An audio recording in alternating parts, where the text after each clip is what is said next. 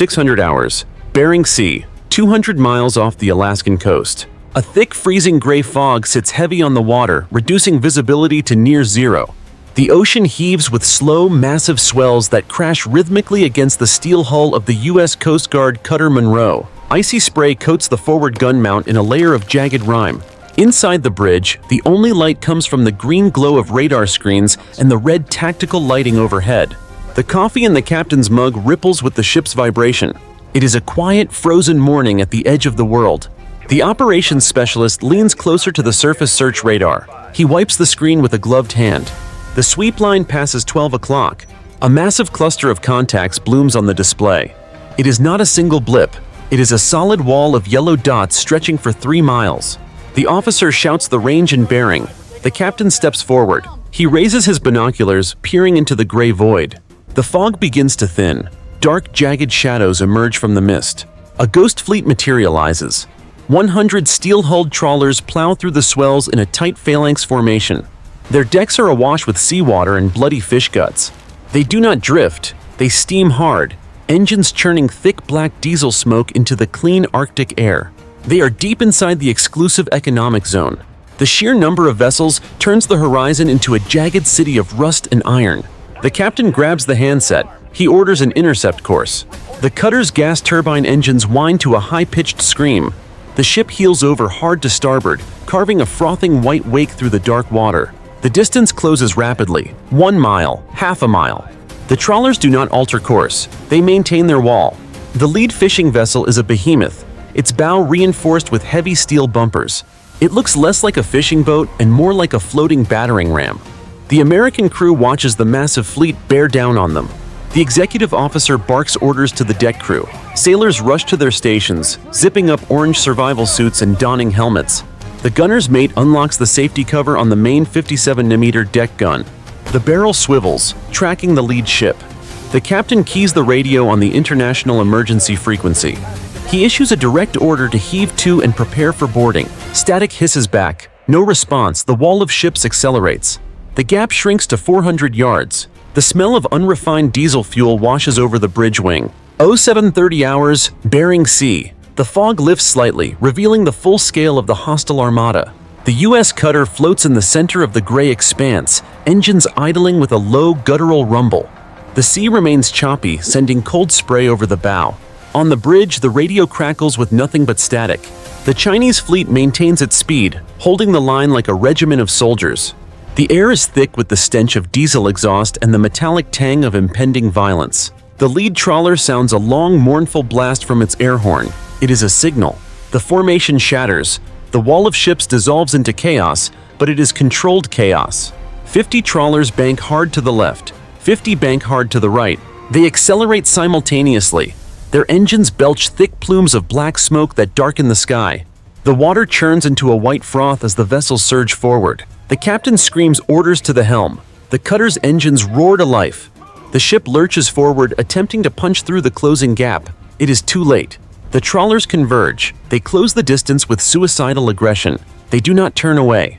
They tighten the noose. The heavy steel fishing boats cut across the cutter's bow, missing the stem by mere feet. The wakes from dozens of ships collide, creating a turbulent, artificial storm. The cutter pitches violently, rolling 30 degrees to port. Books, coffee mugs, and loose equipment crash to the deck inside the bridge. The swarm completes the circle. The U.S. ship is trapped in a moving cage of iron. Trawlers flank the cutter on all sides, matching its speed knot for knot. The distance between hulls is less than 50 yards. Rusty sides loom high above the water. U.S. sailors on the deck grip the railings, staring up at the militia crews. The Chinese crews stare back. They do not look like fishermen. They wear matching blue coveralls and helmets. The executive officer points to the navigation radar. The screen is a solid ring of red contacts. There is no way out. The cutter slows. The trawlers slow. The entire mass of ships moves as one giant suffocating organism. The trap is shut. 0815 hours, Bering Sea. The encirclement holds tight. The cutter drifts in the center of the hostile ring, its engines humming a low, nervous idle. The ocean swells lift the steel hulls, causing masts to sway in unsynchronized rhythm. The distance to the nearest trawler is now less than 30 yards. Sailors on the cutter's bridge wing can see the rust flaking off the militia ships. The air is cold, damp, and vibrating with the sound of dozens of heavy diesel engines. A trawler on the starboard beam breaks the pattern. The vessel is larger than the others, its hull reinforced with welded steel plating. Its exhaust stack erupts with a fresh column of thick black smoke. The engine pitch rises from a rumble to a roar. The bow wave builds instantly. It does not turn away. It accelerates directly toward the cutter's midsection. The collision alarm blares throughout the U.S. ship. The sound is a harsh, rhythmic electronic pulse. The captain shouts the order, hard right rudder, all ahead flank. The helmsman spins the wheel. The cutter's turbines scream as they dump massive power into the shafts. The ship shudders and begins to pivot, its stern digging deep into the water. It is not fast enough. The trawler slams into the cutter's starboard quarter. The impact is deafening. Thousands of tons of steel collide at 12 knots. The sound is not a thud. It is a high-pitched shriek of tearing metal. The cutter violently heels over to the port side. Unsecured equipment on the bridge flies across the room. Officers grab handles and consoles to stay upright. The trawler does not stop. It grinds along the side of the U.S. ship. The steel bumper on the fishing boat acts like a saw blade. It shears off the cutter's starboard railings. It crushes the davit of a rescue boat. Sparks shower down onto the deck like fireworks, sizzling as they hit the wet steel. Paint is stripped away, revealing raw silver metal underneath. The ships lock together for 10 agonizing seconds. The friction screams. Then the angles separate. The trawler pulls away, leaving a long, jagged gash running 40 feet down the cutter's hull. The U.S. ship rocks wildly in the turbulent wake, fighting to regain stability. 8:45 hours. Bering Sea. The cutter lists 5 degrees to starboard, recovering from the impact. Black smoke from the trawler's exhaust hangs low over the water, mixing with the freezing mist. Damage control teams rush across the wet deck, checking the hull breach. The sea is turbulent, gray waves slapping against the bruised steel. The militia fleet circles closer, tightening the noose. The low rumble of engines surrounds the American ship like a physical weight. 3 trawlers break from the pack. They flank the cutter's port side, moving in perfect synchronization. Crewmen on the fishing boats rip canvas covers off deck-mounted turrets. These are not fishing nets. They are high-pressure industrial water cannons. The nozzles swivel. They lock onto the cutter's superstructure. The streams erupt. Thick jets of seawater blast across the gap with the force of a freight train. The first stream hammers the cutter's bridge windows. The reinforced glass groans under the pressure. A spiderweb fracture appears instantly. The glass explodes inward. Freezing salt water floods the bridge. Officers shield their faces as shards of safety glass fly through the air. Water soaks the navigation consoles. Screens flicker and die. Sparks shower from the overhead wiring. The second stream sweeps the open deck. 2 U.S. sailors struggle to secure a loose life raft. The water jet catches them. It hits with the impact of a sledgehammer. One sailor is lifted off his feet and hurled 10 feet backward. He slams into a steel bulkhead and collapses. The other slides uncontrollably across the slick non-skid deck, grabbing for a railing that isn't there. The third stream targets the mast. The high-pressure water shears off radio antennas. It smashes into the spinning radar array. The metal frame bends. The radar dish stops spinning and grinds to a halt. The captain wipes water from his eyes. He grabs the comms handset. He screams for all hands to clear the weather decks. The ship rolls heavily as the helmsman fights the blinded controls. The bridge is a chaotic mix of shouting voices, sparking electronics, and the roar of water flooding in from the broken windows. 9:30 hours, Bering Sea. The water cannons fall silent. The damaged cutter stabilizes, its deck slick with freezing slush and broken glass. The captain orders a countermove. The stern crane lowers the high-speed interceptor boat into the churning water. The engine roars to life. 6 maritime enforcement specialists sit astride the shock-absorbing seats. They wear black body armor and carry carbines across their chests. They check their chambers. The coxswain guns the throttle. The small boat launches forward, bouncing violently over the chaotic waves. It cuts a tight arc toward the lead trawler, the vessel that rammed the cutter. Spray lashes the team's visors. They close the gap in seconds. The interceptor pulls alongside the rusted steel hull of the fishing ship. The boarding team leader throws a grappling hook. The titanium claws bite into the railing. He deploys a caving ladder. It unrolls against the wet metal side. The team leader grabs the rungs. He climbs. The ocean swells heave the small boat up and down, making the ladder jerk unpredictably. He reaches the gunwale and vaults over the rail onto the main deck. The rest of the team follows, weapons at the low ready. The deck is strangely empty. There are no nets. There are no fish crates. The deck is clear, scrubbed, and painted with non-skid coating. A steel door swings open on the trawler's superstructure. 10 men step out. They do not wear fishing gear.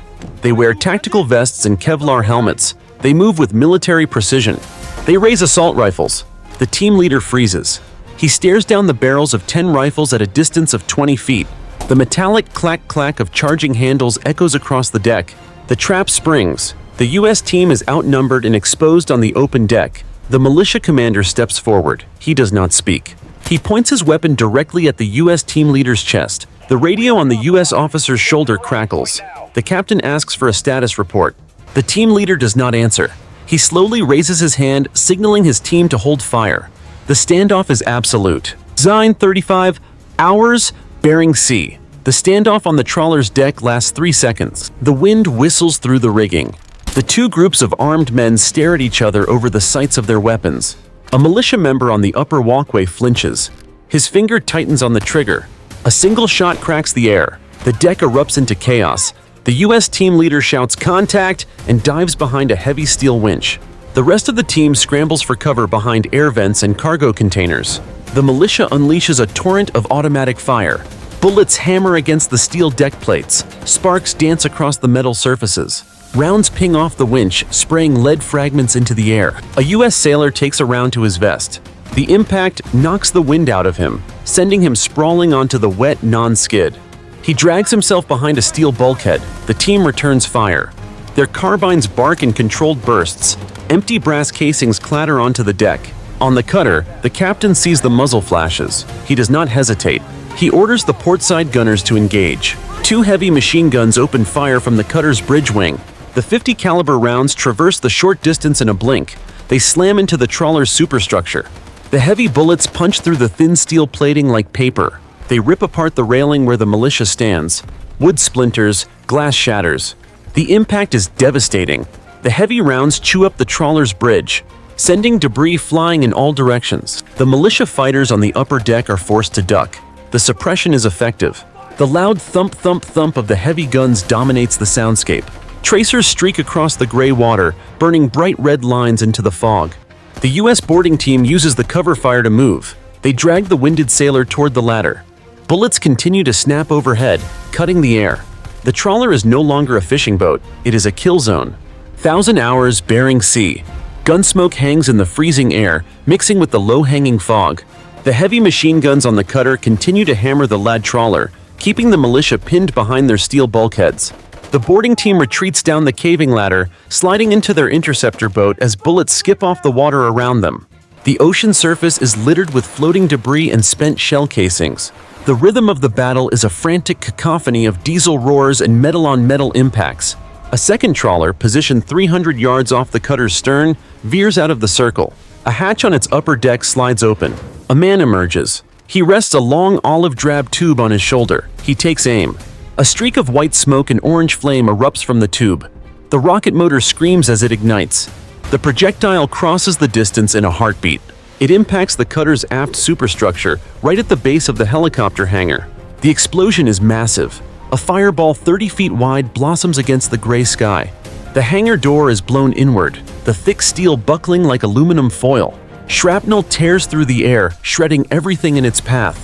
The concussion sends a shockwave through the ship that knocks sailors off their feet in the engine room.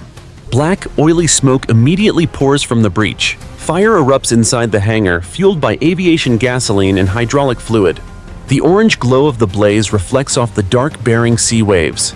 The cutter's intercom system screeches with damage control reports. A sailor stumbles out of the smoke on the aft deck, his uniform charred, coughing and clutching a bloodied arm. The smell of burning rubber and chemical foam chokes the air. The ship begins to lose speed as the fire damages the electrical conduits running through the stern. The captain watches the smoke rise from the aft monitor before the screen flickers to static. His face hardens. The rules of engagement have shifted. He grips the edge of the command chair until his knuckles turn white. 10-15 hours, Bering Sea. The stern of the cutter is a chaotic scene of orange flames and thick, suffocating black smoke. Damage control teams in silver heat-reflective suits struggle against the wind, dragging heavy hoses toward the mangled hangar. The ship lists further as thousands of gallons of firefighting water pool on the aft deck. The militia fleet begins to close the distance, sensing the American vessel's distress. The command trawler, the one that launched the rocket, comes about, its bow cutting a jagged path through the swells as it prepares for another pass. The captain stands on the flooded bridge. He wipes soot from his brow. He stares at the command ship. He keys the internal comms. He gives the order to the gunnery station. Batteries released. Engage the hostile command vessel. Neutralize the threat. Deep in the hull, the 57mm auto-loader cycles with a heavy mechanical clack thud. The forward turret swivels. The long, sleek barrel lowers, pointing directly at the waterline of the lead trawler. The first round screams out of the muzzle with a thunderous crack. The high-explosive shell travels at 3 times the speed of sound. It impacts the trawler's bow just above the water. The explosion rips a hole the size of a garage door through the steel plates. Seawater rushes into the breach instantly. The gun fires again, and again, crack, crack, crack. The shells walk their way up the trawler's length. One round strikes the engine room intake. A geyser of fire and steam erupts from the ship's funnel as the massive diesel engine is torn from its mounts. Another shell hits the bridge of the trawler. The structure vanishes in a cloud of splinters, glass, and twisted metal. The militia ship loses steerage. It begins to roll heavily to its side, the weight of the incoming water pulling it down. The other trawlers in the swarm suddenly veer away. They see the destruction of their flagship. The relentless rhythmic pounding of the U.S. main gun shatters their coordination. The wall of ships begins to fragment, vessels scattering into the fog to avoid the lethal precision of the American turret. The sea around the sinking command ship is a graveyard of floating crates, oil slicks, and debris. 10:45 hours, Bering Sea. The command trawler is a funeral pyre of twisted metal, listing 45 degrees as the freezing Pacific pours into its shattered hull. The smell of burning diesel and cordite hangs heavy in the damp air. The remaining militia fleet lingers on the periphery, their engines idling in a predatory circle, waiting for the cutter's fires to consume it. The American ship sits low in the water, a column of thick black smoke rising from its stern like a beacon. The silence of the fog is broken only by the crackle of flames, and the distant rhythmic thud of the sinking ship's hull plates buckling under pressure. Then the sky begins to vibrate.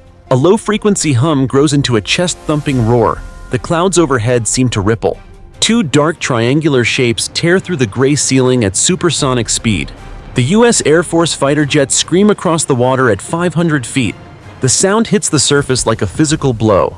The massive sonic booms shatter the remaining windows on the militia ships and send a spray of seawater into the air. The jets bank hard, their afterburners glowing like twin suns in the gloom. They level out, flying low over the mast of the cutter, their presence a crushing display of force. The effect on the militia is instantaneous. The coordination of the swarm vanishes. Trawlers that were once aggressive and bold now heel over in desperate turns. They do not wait for orders. They scatter in every direction, their bows pointed toward the international dateline. They churn the water into a white froth, pushing their engines to the breaking point to escape the shadow of the aircraft. The jets loop back, dropping flares that burn with a blinding magnesium light, illuminating the retreating fleet. The sky is no longer gray. It is filled with the roar of American engines and the sight of the world's most advanced predators circling overhead. The sea, once a battlefield, becomes an escape route. The ring of iron is broken. The horizon clears as the black smoke of the retreating trawlers fades into the distant mist. 1200 hours, Bering Sea. The roar of jet engines fades into a distant receding hum. The horizon is empty of hostile ships, leaving only the wreckage of the command trawler, as it finally slips beneath the waves with a final gurgling hiss. The ocean is a graveyard of orange life rings, splintered wood, and thick patches of iridescent oil. The fog returns, wrapping the battered cutter in a cold, silent shroud. On the aft deck, the battle against the fire reaches its peak. Sailors in heavy bunker gear resemble ghosts in the thick white steam. They huddle together, leaning into the pressure of the fire hoses. "Water on!" a petty officer screams. The high-velocity fog stream hits the base of the hangar fire. It roars back, pushing a wall of heat against the team, but they do not retreat. They advance inch by inch into the blackened, mangled interior. The fire finally dies with a sputtering moan. The black smoke thins, replaced by a wet, gray haze. Medics move through the ship with grim efficiency. In the mess deck, converted into a secondary triage center, the air smells of antiseptic and sweat. A sailor sits on a bench, his face caked in soot, staring at nothing. As a medic wraps a thick white bandage around his shrapnel-torn thigh, Another crewman lies on a stretcher, an oxygen mask over his face, his chest rising and falling in shallow, ragged heaves. The captain walks the length of the ship. He runs a gloved hand over the jagged, torn steel of the hull breach. He steps over spent brass casings that carpet the deck like golden hailstones. He climbs to the bridge. The shattered windows have been covered with plywood, and the deck has been swept of glass. The navigation lights flicker back to life as the engineers bypass the damaged circuits. He looks out at the dark, unforgiving water. The U.S. cutter is scarred, scorched, and bloodied, but it remains afloat. The American flag at the stern, tattered and blackened by smoke, snaps sharply in the freezing wind. The mission is over, but the cold remains.